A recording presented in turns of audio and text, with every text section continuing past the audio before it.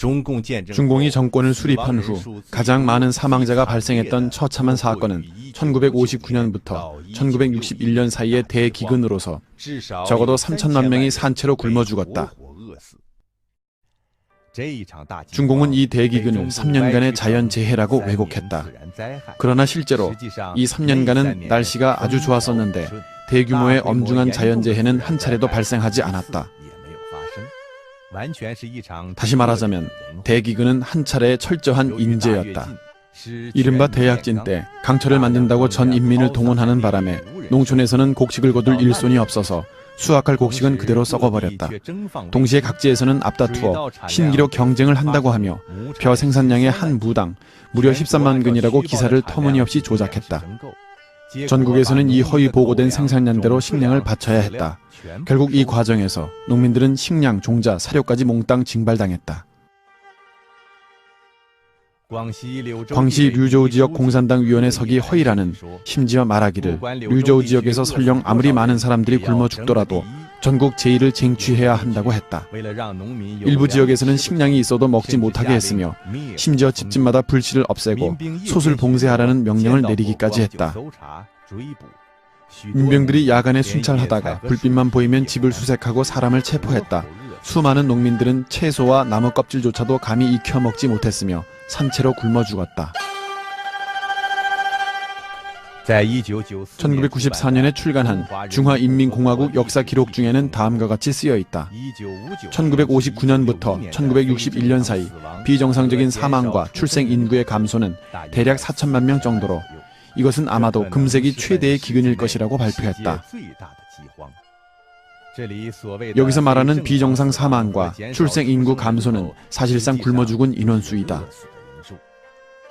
과거에 대기근이 발생하면 관청에서는 늘 죽을 끓여주는 공장을 설치하여 창고를 개방하고 곡식을 나눠주었으며 난민들에게 살 길을 찾아 멀리 이주하는 것을 허락했다. 그러나 중공은 난민들이 이주하면 공산당의 위신이 깎인다며 민병을 파견하여 향촌의 길을 막고는 타지로 나가지 못하게 했다. 심지어 기아에 시달린 사람들이 배고픔을 참을 수 없어서 식량 창고에 양식을 꺼내면 총으로 탄압하라는 명령을 내렸으며 총에 맞아 죽은 난민들은 반혁명 분자로 모함했다. 당시 깐수, 산둥, 허난, 안후이, 후베이, 후난, 쓰촨, 광시 등 많은 성에는 시체가 온 들판에 깔렸다고 한다. 그럼에도 굶주림에 지친 농민들을 동원하여 대규모 수리사업과 대규모 강철 재련 등 강제 노역을 시켰다. 많은 사람들은 걷다가 길에서 쓰러져 영원히 일어나지 못했다. 나중에는 사람이 죽어도 묻을 기력조차 없었으며 많은 마을에서는 한 집 한 집 모두 죽어갔다. 중국 역사상 기근이 가장 엄중했던 시기에 일찍이 자식을 식량과 바꾼 일이 있었다고 한다. 중공이 통치한 시기에는 더 끔찍한 일들이 발생했다. 산 사람이 죽은 사람의 시신을 갈라서 삶아 먹었을 뿐만 아니라 또 다른 지역에서 기아를 피해온 난민을 잡아먹었으며 심지어 자기 자식까지도 잡아먹었다. 작가 사칭의 보고문학 아득한 대지만 중에 한 단락이다. 한 농가에서 집 식구들을 다 잡아먹고 마지막에 아버지와 아들, 딸 셋만 남았다. 어느 날 아버지가 딸을 문 밖으로 내쫓은 후 한참이 지나 딸이 집에 돌아와 보니 남동생이 없어졌다. 솥 안에는 하얀 기름기 같은 물건이 있었고 솥 옆에는 뼈가 한 무더기 있었다. 며칠 후 아버지는 또 솥에다 물을 붓고는 딸을 불렀다. 딸은 놀라서 문 밖으로 도망가며 울면서 애걸했다. 아빠, 저를 잡아먹지 마세요. 제가 아빠를 위해 나무하고 불도 지피는데 저를 잡아먹으면 아빠를 위해 일을 해줄 사람도 사라집니다.